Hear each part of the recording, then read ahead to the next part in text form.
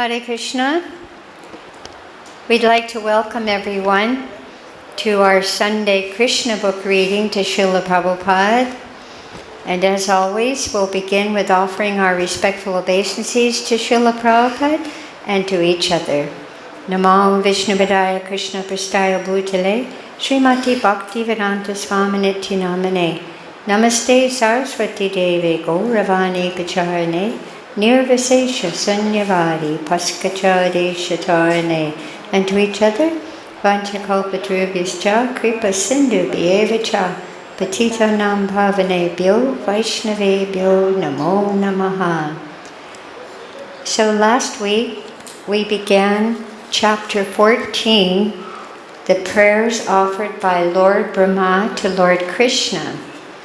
And we got about 2 pages into the chapter. So we're starting with the paragraph on approximately the 2nd or 3rd page. My dear Lord, if you're in this particular Krishna book, this is the cover of the one that we read here, then you can turn to page 136.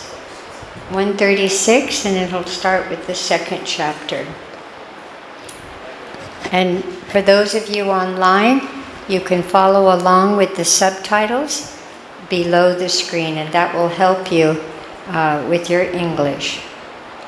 My dear Lord, there are many instances in the history of human society where a person, after failing to achieve the transcendental platform, engaged himself in devotional service with his body, mind, and words, and thus attained the highest perfectional state of entering into your abode.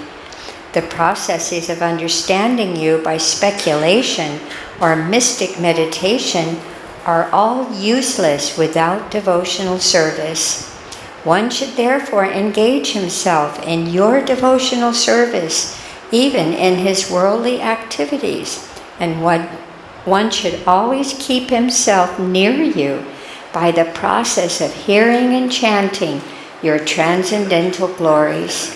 Simply by being attached to hearing and chanting your glories, one can attain the highest perfectional stage of entering into your kingdom. If a person therefore always keeps in touch with you by hearing and chanting your glories and offers the results of his work for your satisfaction only, he very easily and happily attains entrance into your supreme abode. You are realizable by persons who have cleansed the hearts of all contamination. This cleansing of the heart is made possible by chanting and hearing the glories of your Lordship. The Lord is all-pervading. As it is stated by Lord Krishna in the Bhagavad-Gita, everything is sustained by me, but at the same time I am not in everything. Since the Lord is all-pervading, there is nothing existing without His knowledge. The all-pervasive nature of the Supreme Personality of Godhead can never be within the limited knowledge of a living entity. Therefore, a person who has attained steadiness of the mind by fixing the mind on the lotus feet of the Lord is able to understand the Supreme Lord to some extent. It is the business of the mind to wander over various subjects, matter for sense gratification. Therefore, only a person who always engages the senses in the service of the Lord can control the mind, and he fixed at the lotus feet of the Lord. This concentration of the mind upon the lotus feet of the Lord is called samadhi. Until one reaches the stage of samadhi or trance, he cannot understand the nature of the Supreme Personality of Godhead. There may be some philosophers or scientists who can study the cosmic nature from atom to atom. They may be so advanced that they can count the atomic composition of the cosmic atmosphere, or all the planets and stars in the sky, or even the shining molecular particles of the sun or of the stars and other luminaries in the sky. but it is not possible to count the qualities of the Supreme Personality of Godhead.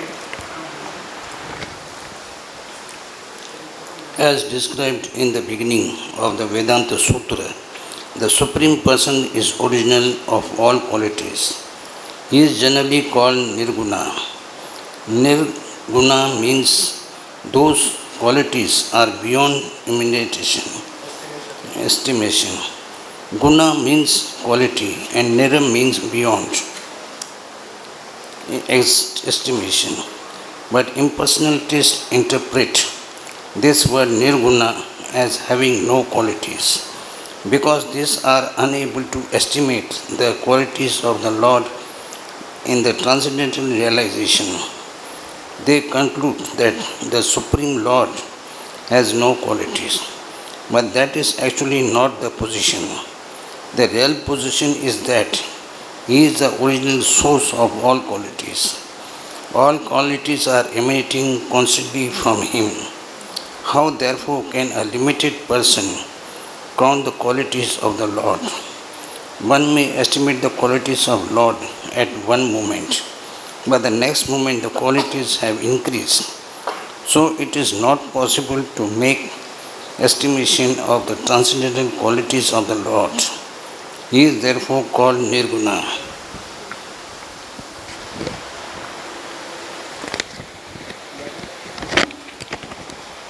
Harish, one should not uselessly labor in mental speculation to estimate the Lord's qualities. There is no need of adopting the speculative method or exercising the body to attain mystic yoga perfection. One should simply understand that the distress and happiness of this body are predestined. There is no need to try to avoid the distress of this bodily existence or to attempt to achieve happiness by different types of exercises. The best course is to surrender unto the Supreme Personality of Godhead with body, mind, and words, and always be engaged in His service. This transcendental labor is fruitful, but other attempts to understand the absolute truth are never successful. Therefore, an intelligent man does not try to understand the absolute truth by speculative or mystic power. Rather, he engages in devotional service and depends on the Supreme Personality of Godhead. He knows that whatever may happen to the body is due to his past fruitive activities. If one lives such a simple life in devotional service, then automatically he inherits the transcendental abode of the Lord. Actually, every living entity is part and parcel of the Supreme Lord and a son of Godhead. Each has the natural right to inherit the share and transcendental pleasures of the Lord. But due to the contact of matter, conditioned living entities have been practically disinherited. If one adopts the simple method of engaging himself in devotional service, automatically he becomes eligible to be freed from the material contamination and elevated to the transcendental position of the associating with the Supreme Lord.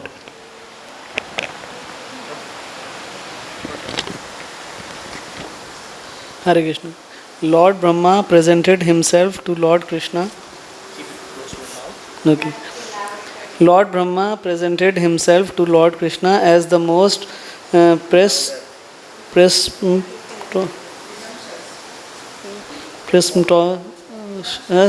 living creature because he wanted to examine the wonder of his personal power. He stole the boys and calves of the Lord in order to see how the Lord would recover them. Now Lord Brahma admitted that his attempt was most presumptuous, for he was attempting to test his energy before the person of original energy. Coming to his senses, Lord Brahma saw that although he was a very powerful living creature in the estimation of all other living creatures within this material world, his power was nothing in comparison with the power and energy of the Supreme Personality of Godhead. The scientists of the material world have invented wonders such as atomic weapons, and when tested in a city or some insignificant place on this planet, such powerful weapons create so called havoc. But if the atomic weapons are tested on the sun, what is their significance? They are insignificant.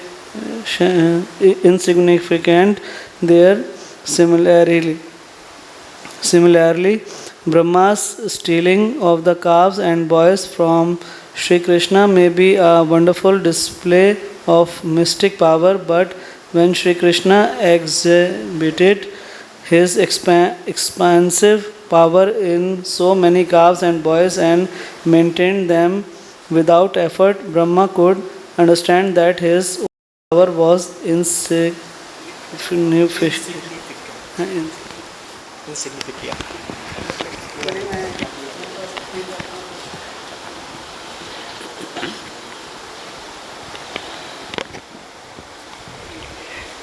Brahma addressed Lord Krishna as Achyuta because the Lord is never forgetful of a little service rendered by his devotee. He is so kind and affectionate toward his devotees that a little service by them is accepted by him as a great deal. Brahma has certainly rendered much service to the Lord. As the Supreme Personality in charge of this particular universe, he is, without a doubt, a faithful servant of Krishna. Therefore, he could appease Krishna. He asked that the Lord understand him as a subordinate servant whose little mistake and impudence might be excused. He admitted that he was puffed up by his powerful position as Lord Brahma. Because he is the qualitative incarnation of the mode of passion within this material world, this was natural for him, and therefore he committed the mistake. But Lord Brahma hoped that since he was, after all, Lord Krishna's subordinate, the Lord would kindly take compassion upon him and excuse him for his gross mistake. Lord Brahma. Okay. Lord Brahma realized his actual position. He is certainly the supreme teacher of this universe, in charge of the production of material nature, consisting of the complete material energy, false ego, sky, air, fire, water, and earth. Such a universe may be gigantic, but it can be measured just as we measure our body as 7 spans. Generally, everyone's personal bodily measurement is calculated to be 7 spans of his hand. This particular universe may appear as a very gigantic body, but it is nothing but the measurement of 7 spans for Lord Brahma. Aside from this universe, there are unlimited other universes which are outside the jurisdiction of this particular Lord Brahma.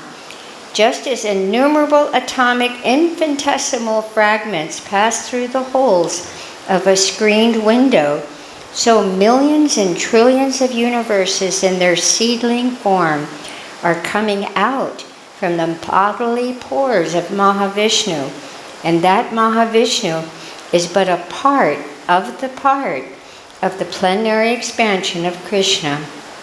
Under these circumstances, although Lord Brahma is the supreme creature, Srila Prabhupada. Under these circumstances, although Lord Brahma is the supreme creature within this universe, what is his importance in the presence of Lord Krishna?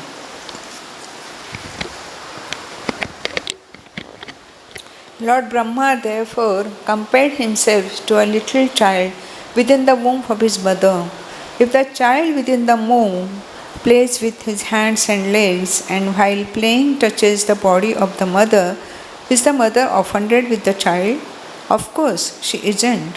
Similarly, Lord Brahma may be a very great personality, And yet, not only Brahma, but everything that is existing within the womb of the Supreme Personality of Godhead, the Lord's energy is all pervading. There is no place in the creation where it is not acting.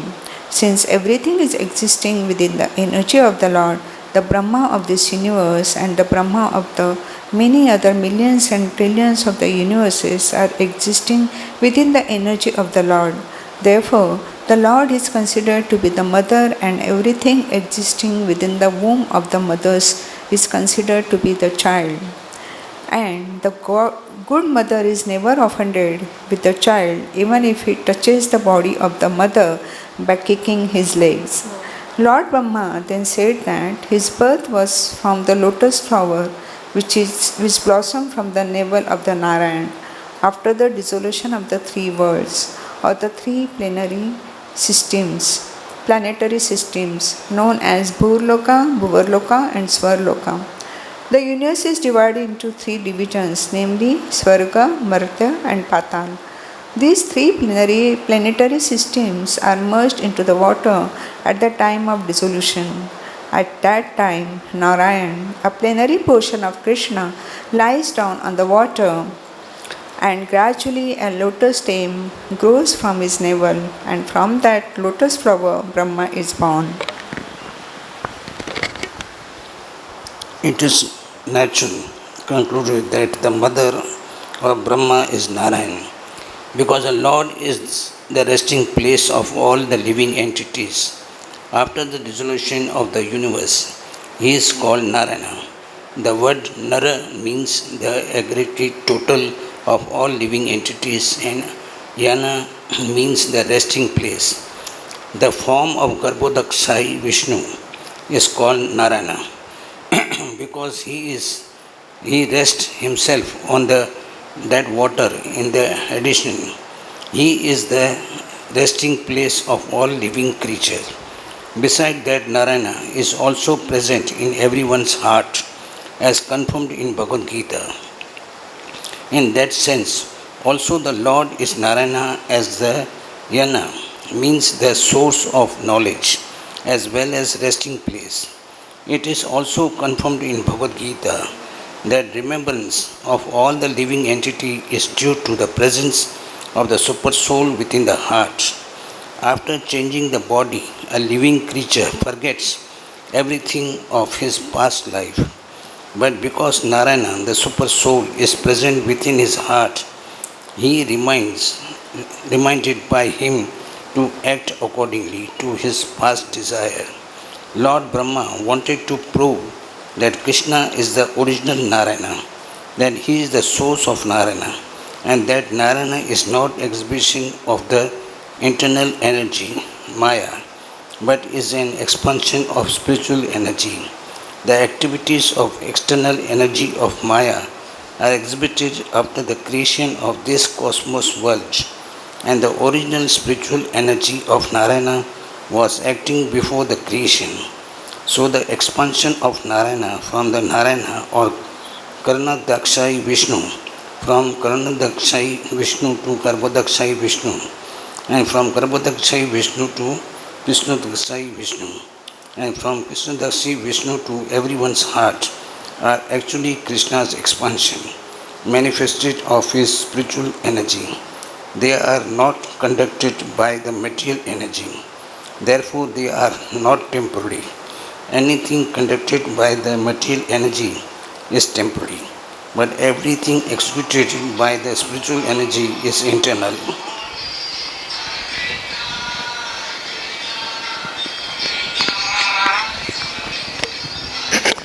Lord Brahma reconfirmed his statement establishing Krishna as the original Narayana. He said that the Lord's gigantic universal form is resting on the water known as Garbhodaka. He spoke as follows: this gigantic universal form is another manifestation of your energy. On account of his resting on the water, the universal form is also Narayana. And we are all within the womb of this Narayana form. I see your different Narayana forms everywhere.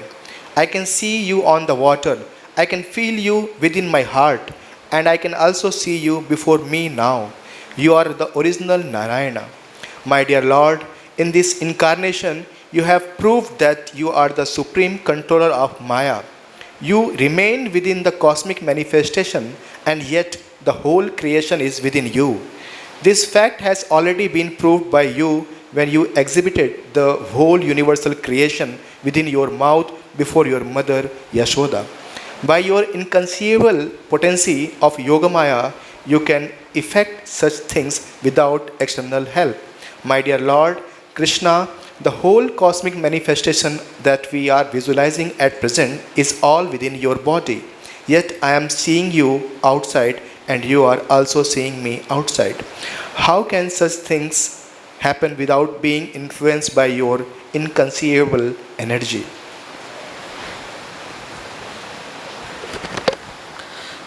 Lord Brahma stressed herein that without accepting the inconceivable energy of the Supreme Personality of Godhead, one cannot explain things as they are. He continued, My dear Lord, leaving aside all other things and just considering today's happenings, what I have seen, are they not all due to your inconceivable energies? First of all, I saw you alone. Thereafter, you expanded yourself as your cowherd boyfriends, the calves, and the whole existence of Vrindavan. Then I saw you and all the boys and calves as four-handed Vishnus, and they are being worshipped by all elements and all demigods, including myself. Again, they were all wound up, and you remained alone as you were before. Does this not mean that you are the Supreme Lord Narayana, the origin of everything, that everything emanates from you and again enters into you, leaving you the same as before?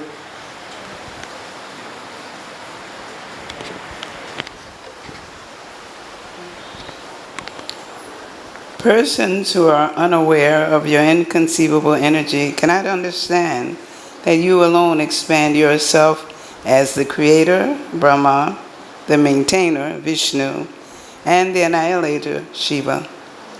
Persons who are not in awareness of things as they are contemplate that I, Brahma, am the creator, Vishnu is the maintainer, and Lord Shiva is the annihilator. Actually, you alone are everything, creator, maintainer, and annihilator. Similarly, you expand yourself in different incarnations. Among the demigods, you incarnate as Brahmadev. Among the great sages, you incarnate as Parashuram. Among the human beings, you appear as yourself, Lord Krishna, or as Lord Rama. Among the animals, you appear as the boar incarnation. And among the aquatics, you appear as a fish incarnation. And yet, you have no appearance or disappearance. You are always eternal. Your appearance and disappearance are made possible by your inconceivable energy, just to give protection to the faithful devotees and to annihilate the faithless demons. O my Lord, all-pervading Supreme Personality of Godhead, O Super Soul, controller of all mystic powers, no one can appreciate your transcendental pastimes as they are exhibited within these three worlds. No one can estimate how you have expanded your Yogamaya in your incarnations and how you act by your transcendental energy. My dear Lord, this whole cosmic manifestation is just like a flashing dream, and its temporary existence simply disturbs the mind. As a result, we are full of anxiety in this existence. To live within this material world means simply to suffer and to be full of all miseries. And yet, this temporary existence of the material world appears to be pleasing and dear on account of its being evolved from your body, which is eternal and full of bliss and knowledge. My conclusion is, therefore, that you are the Supreme Soul, the Absolute Truth, and the Supreme Original Person. And although by your inconceivable transcendental potencies, you have expanded yourself in so many Vishnu forms, and also in the living entities and other energies, you are the Supreme One without a second, the Supreme Super Soul. The innumerable living entities are simply like sparks of the original fire, your Lordship. The conception of the Super Soul as impersonal is wrong, because I see that you are the original person. Persons with a poor fund of knowledge may think that because you are the son of Maharaj Nanda, you are not the original person, that you are both just like a human being, that you are born just like a human being. They are mistaken. You are the actual original person. That is my conclusion. In spite of your being the son of Nanda, you are the original person, and there is no doubt about it. You are the absolute truth, and you are not of this material darkness. You are the source of the original Brahma Jyoti, as well as the material luminaries, the sun, moon, and stars. Your transcendental effulgence is identical with the Brahma Jyoti. As it is described in the Brahma Samhita, the Brahma Jyoti is nothing but your personal bodily effulgence. There are many Vishnu incarnations and incarnations of your different qualities, but all those incarnations are not on the same level. You are the original lamp. Other incarnations may possess the same candle power as the original lamp, but the original lamp is the beginning of all light. And because you are not one of the creations of this material world, even after the annihilation of this world, your existence as you will continue. Because you are the original person, you are described in the Gopal Tapani Upanishada as well as in the Brahma Samhita as Govindam Adipurusham. Govinda is the original person, the cause of all causes. In the Bhagavad-Gita also it is stated that you are the source of the Brahman effulgence. No one should conclude that your body is like an ordinary material body. Your body is Akshara, indestructible. The material body is always full of threefold miseries. But your body is Satchid Ananda Vigraha, full of bliss, knowledge and eternity. You are also Niranjana, because your pastime as the little son of Mother Yashoda or the lover of the gopis are never contaminated by the material qualities. And although you exhibited yourself as so many cowherd boys and cows, your transcendental potency was not reduced. You are always complete.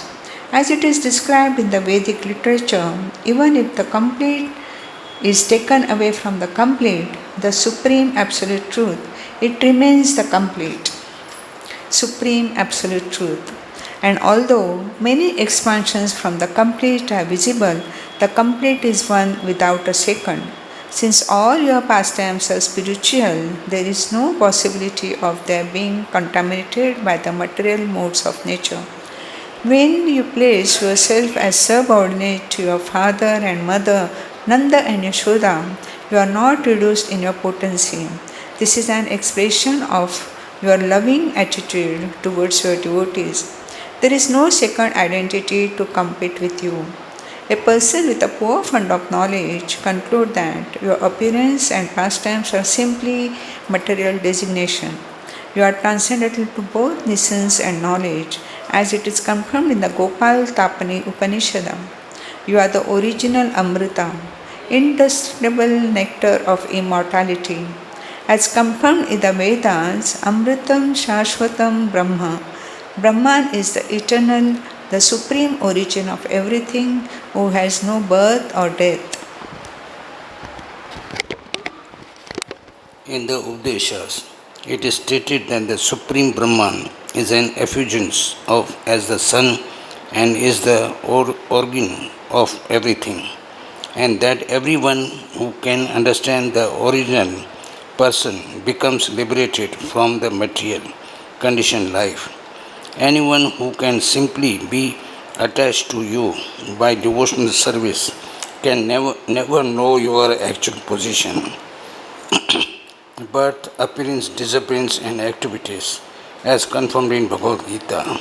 Simply by understanding your constitutional position, appearance, and disappearance, one can be immediately elevated to the spiritual kingdom after quitting his present body.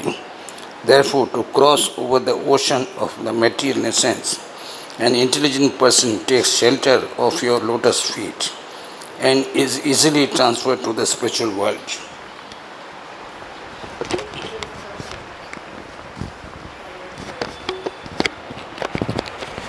There are many so-called meditators who do not know that you are the Supreme Soul. As stated in the Bhagavad-Gita, you are the Supreme Soul present in everyone's heart. Therefore, there is no necessity of one's meditating on something beyond you. One who is always absorbed in meditation on your original form of Krishna easily crosses over the ocean of material essence. But person who do not know that you are the Supreme Soul remain within this material world in spite of their so-called meditation. If by the association of your devotee, a person comes to the knowledge that Lord Krishna is the Supreme Super Soul, then it is possible for him to cross over the ocean of material ignorance. For instance, when a person mistakes a rope for a snake, he is filled with fear. But as soon as he understands that the rope is not a snake, he is liberated from fear. If one understands you, therefore, through your personal teachings as stated in Bhagavad-Gita or through the teaching of your pure devotees as stated in Srimad Bhagavatam and all other Vedic scriptures, if one realizes that you are the supreme goal of understanding, he need no longer fear his material existence. So-called liberation and bondage have no meaning for a person who is already engaged in your devotional service, just as a rope is not fearful to a person who knows that it is not a snake.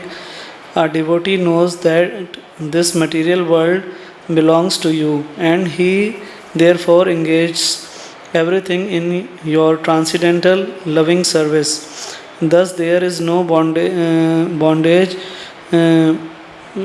for him. For a person who is already situated in the sun planet, there is no question of the appearance or disappearance of the sun in the name of the day or night. It is also said that you, Krishna, are just like the sun, and that Maya is like darkness. When the sun is present, there is no question of darkness. So, for those who always remain in your presence by engaging in your service, there is no question of bondage or liberation. They are already liberated. On the other hand, persons who falsely think themselves to be liberated without taking shelter of your lotus feet fall down because their intelligence is not pure.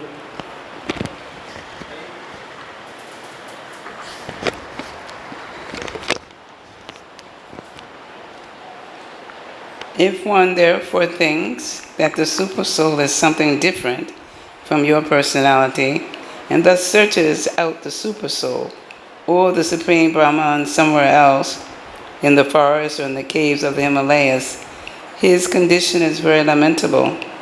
Your teachings in the Bhagavad-Gita are that one should give up all other processes of self-realization and simply surrender unto you, for that is complete. Because you are the supreme in every respect, Those who are searching after the Brahman effulgence are also searching after you, and those who are searching after super soul realization are also searching after you. You state in the Bhagavad-Gita that you yourself, by your partial representation as the super soul, have entered into this material cosmic manifestation. You are present in everyone's heart, and there's no need to search out the super soul anywhere else.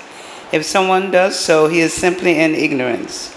One who is transcendental to such a position understands that you are unlimited. You are both within and without.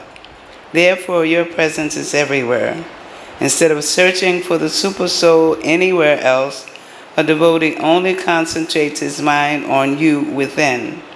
Actually, one who is liberated from the material concept of life can search for you. Others cannot. The example of thinking the rope to be a snake is applicable only to those who are still in ignorance of you. Actually, when one mistakes a rope for a snake, the existence of the snake is only within the mind. The existence of Maya, similarly, is only within the mind. Maya is nothing but ignorance of your personality. When one forgets your personality, that is the conditioned state of Maya. Therefore, one who is fixed upon you both internally and externally is not illusion. One who has attained a little result of devotional service can understand your glories. Even one striving for Brahman realization or Paramatma realization cannot understand these features of your personality unless you bestow on him the result of at least a slight bit of devotional service.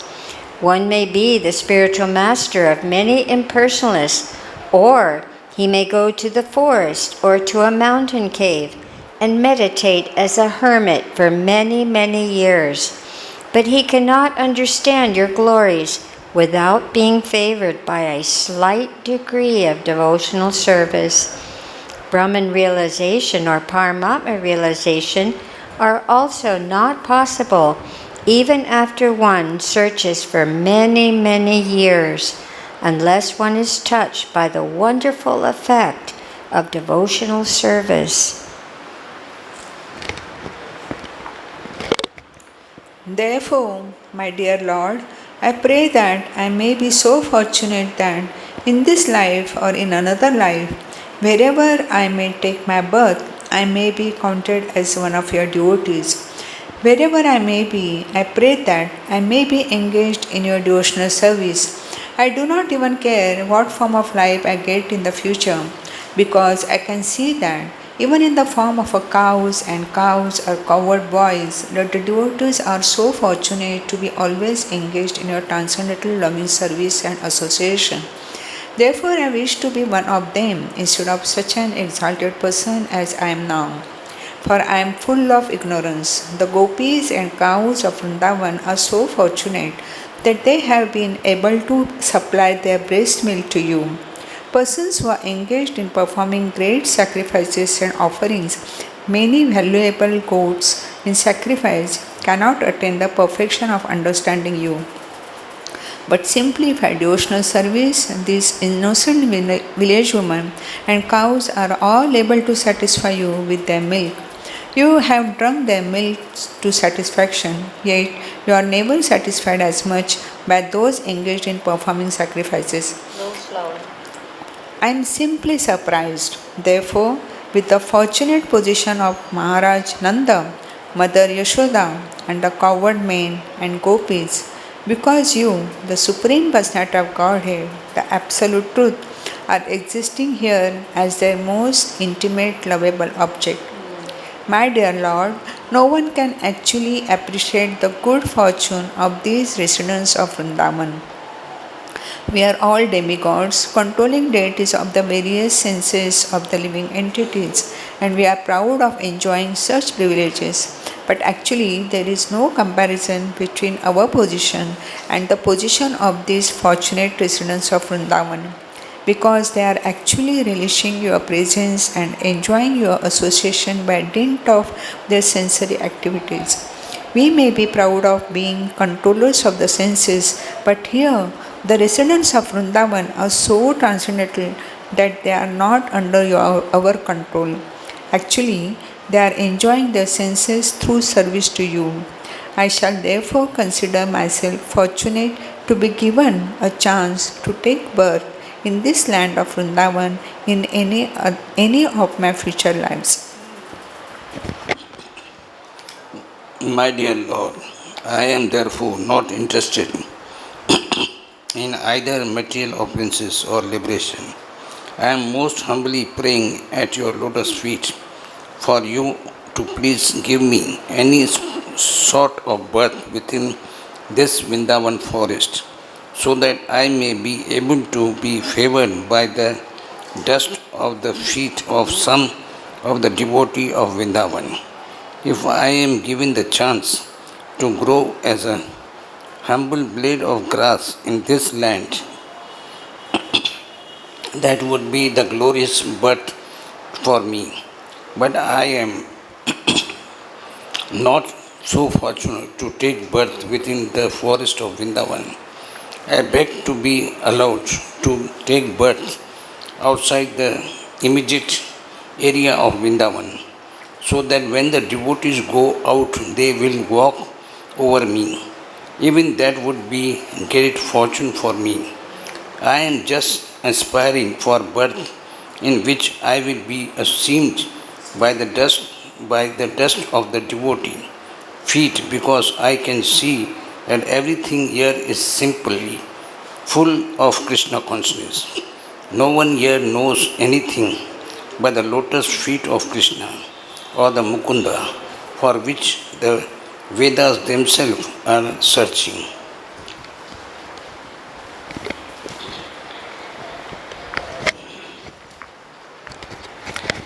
It is confirmed in the Bhagavad-Gita that the purpose of Vedic knowledge is to find Krishna, and it is said in Brahma Samhita that it is very difficult to find Krishna, the Supreme Personality of Godhead, by systematic reading of the Vedic literature, but he is very easily available through the mercy of a pure devotee.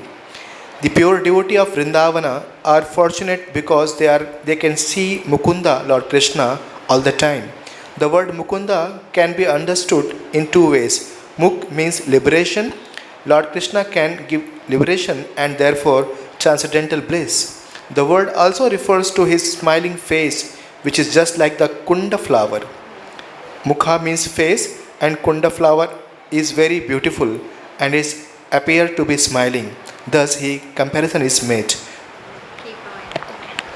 The difference between the pure devotees of Vrindavan and devotees in the other places is that the residents of Vrindavan have no other desire but to be associated with Krishna. Krishna, being very kind to his devotees, fulfill their desire because they always want Krishna's association. The Lord is always prepared to give it to them. The devotees of Vrindavan are also spontaneous lovers.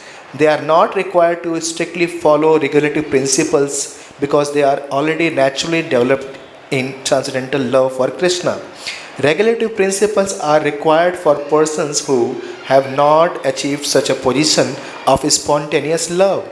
Brahma is also a devotee of the Lord, but he is ordinary devotee subject to following regulative principles. He prays to Krishna to give him the chance to take birth in Vrindavan so that he might be elevated to the platform of spontaneous love.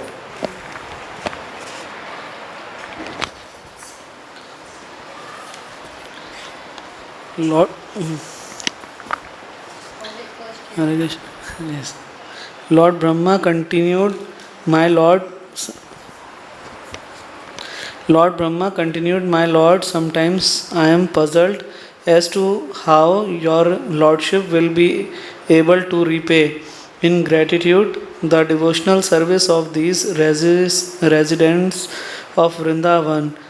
Although I know that you are the supreme source of all benediction I am puzzled to know how you will be able to repay all the services that you are receiving from the residents of Vrindavan. I think of how you are so kind, so magnanimous,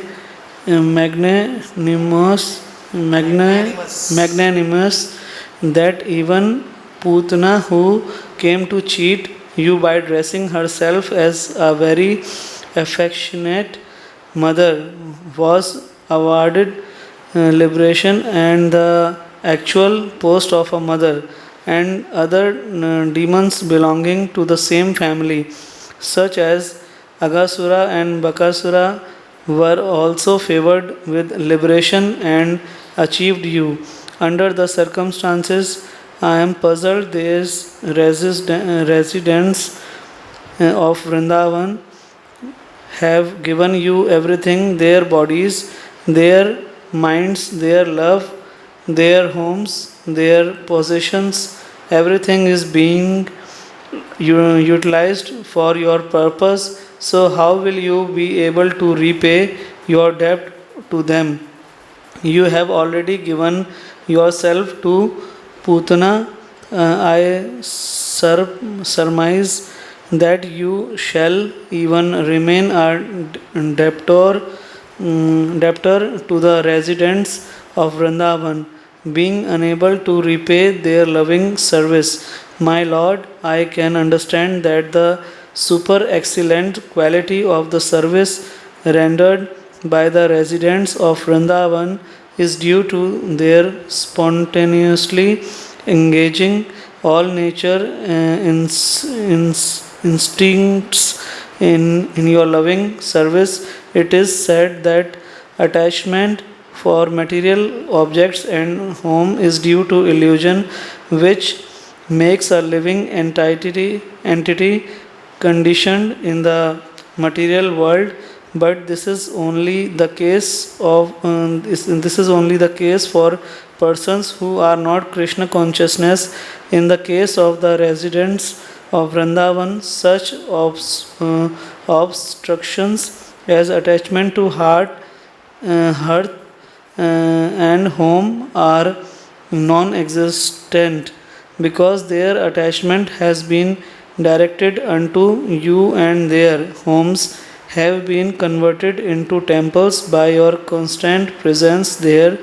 And because they have forgotten everything for your sake, there is no impediment for a Krishna consciousness person. There is no such thing as impediments due to attachment for hearth and home, nor is there illusion.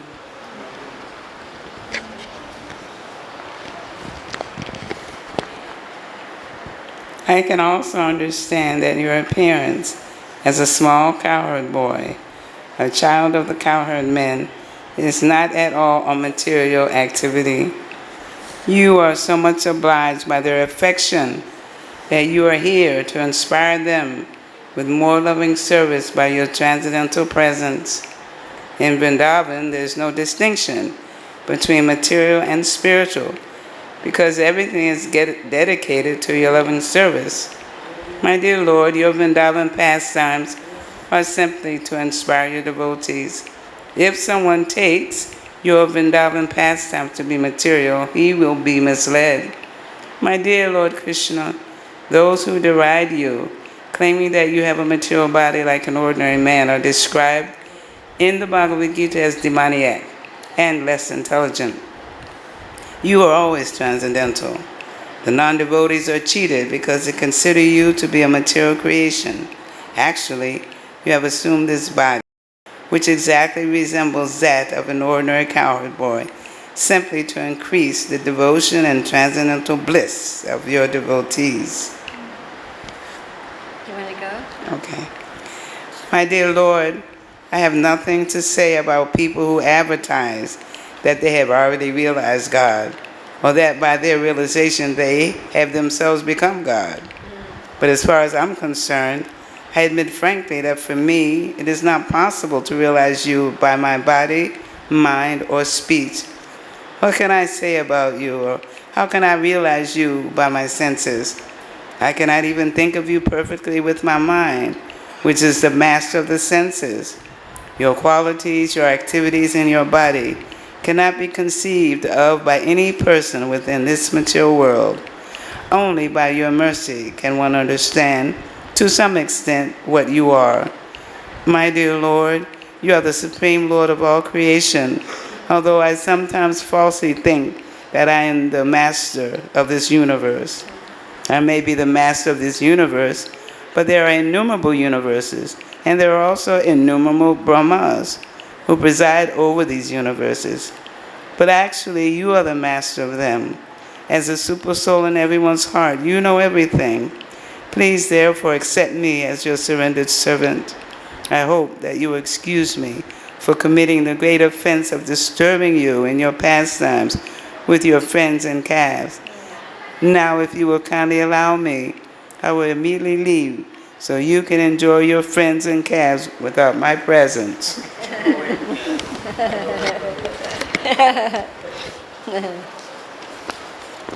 My dear Lord Krishna, your very name suggests that you are all attractive.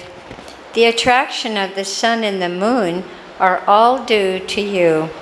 By the attraction of the sun, you are beautifying the very existence of the Yadu dynasty. With the attraction of the moon, you are enhancing the potency of the land, the demigods, the brahmanas, the cows, and the oceans. Because of your supreme attraction, demons like Kamsa and others are annihilated. Therefore, it is my deliberate conclusion that you are the only worshipable deity within the creation.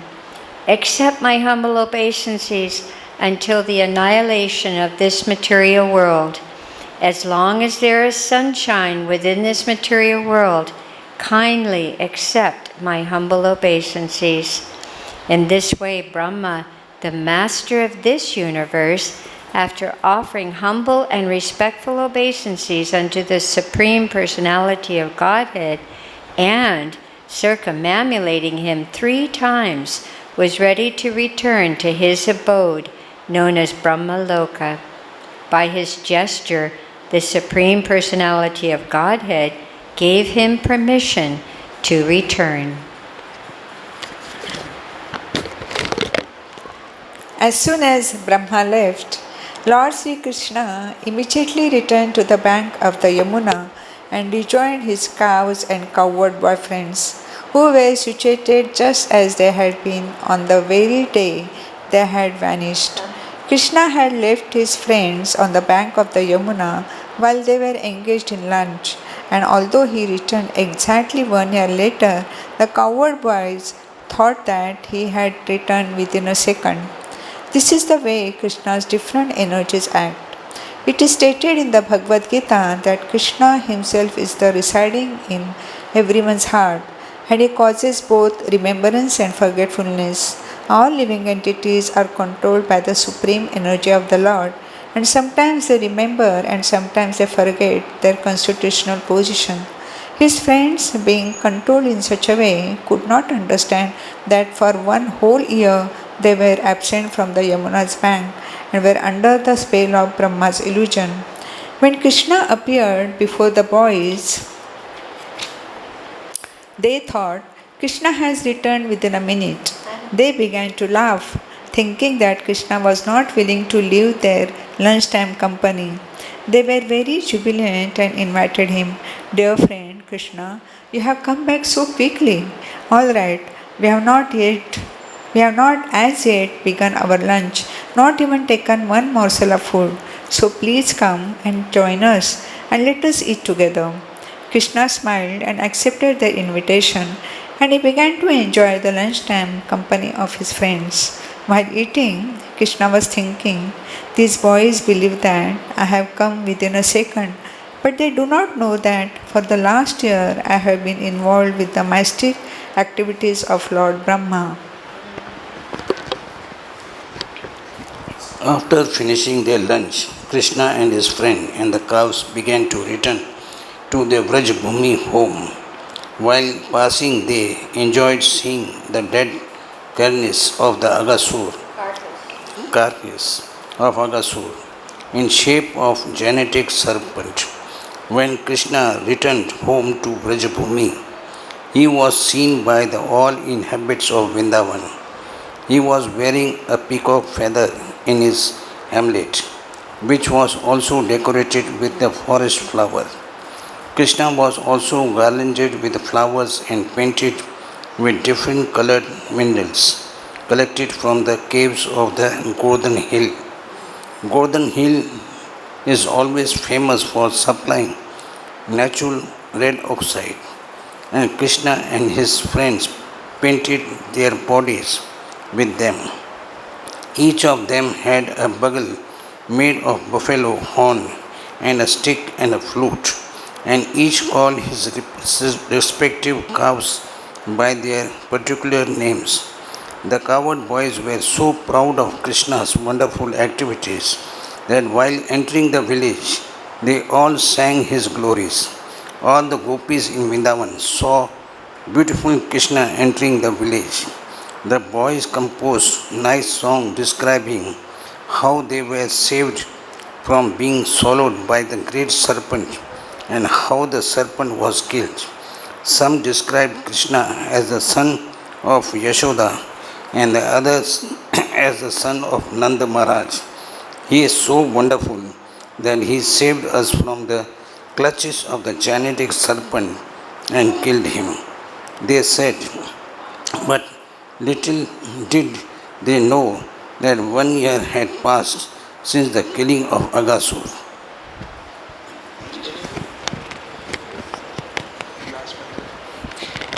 In this regard, Maharaja Parikshit asked Sukadev Goswami how the inhabitants of Vrindavan suddenly developed so much love for Krishna although he was not a member of any of their families. Maharaj Parikshit inquired, during the absence of the original cowherd boys, when Krishna expanded himself, why is that the boys' parents became more loving toward him than toward their own sons? Also, why did the cows become so loving toward the calves more than toward their own calves? Sukdev Goswami told Maharaj Parikshit that every living entity is actually most attached to his own self. Outward paraphernalia such as home, family, friends, country, society, wealth, opulence, and reputation are all only secondary in pleasing the living entity. They please only because they bring pleasure to the self. For this reason, one is self centered and is attached to this body and self more than he is to relatives like wife, children, and friends. If there is some immediate danger to one's own person, he first of all takes care of himself, then others. That is natural. That means he loves his own self more than anything else. The next important object of affection after his own self is his material body. A person who has no information of the spirit soul is very much attached to this material body. So much so that even in old age he wants to preserve the body in so many artificial ways, thinking that this old unbroken body can be saved. Everyone is working hard day and night just to give pleasure to this own self. Under either the bodily or spiritual concept of life, we are attached to material possessions because they give pleasure to the senses or to the body. The attachment to the body is there only because the I, the spirit soul, is within the body. Similarly, when one is further advanced, he knows that the spirit soul is pleasing because it is part and parcel of Krishna. Ultimately, it is Krishna who is pleasing and all attractive. He is the super soul of everything. And in order to give us this information, Krishna descends and tells us that the all attractive center is He Himself. Without being an expansion of Krishna, nothing can be attractive.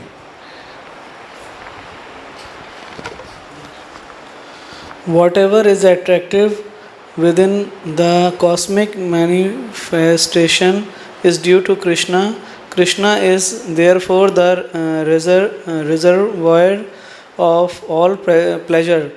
The active principle of everything is Krishna, and highly elevated transcendentalists see everything in connection with him. In the Chaitanya Charitamrita, it is stated that a Mahabhagavata or highly advanced devotee sees Krishna as the active principle in all moving and non-moving living entities. Therefore, he sees everything within the cosmic manifestation in relation to Krishna. For the fortunate person who has taken shelter of Krishna as everything, liberation is already there. He is no longer in the material world. This is confirmed in the Bhagavad-Gita. Whoever is engaged in the devotional service of Krishna is already on the Brahma Bhuta or spiritual platform. The very name Krishna suggests piety and liberation. Anyone who takes shelter of the lotus feet of Krishna enters the boat for crossing over the ocean of nescience. For him, the vast expanse of the material manifestation becomes as insignificant as the water in a calf's hoof prints. Krishna is the shelter of all great souls, and he is also the shelter of the material worlds. For one who is on the platform of Krishna consciousness, Vaikuntha or the spiritual world is not far away. He does not live within the material world where there is danger at every step.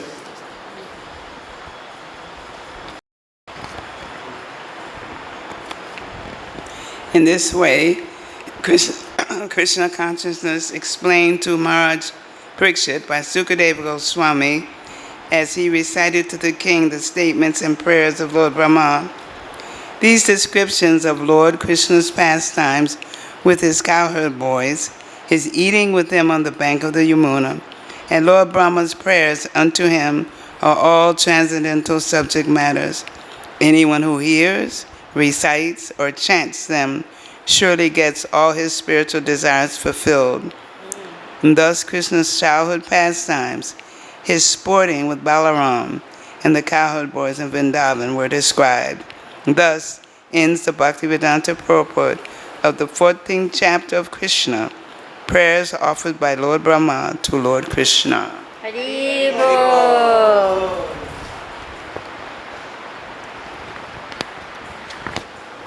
So that concludes our 1 hour of reading to Srila Prabhupada.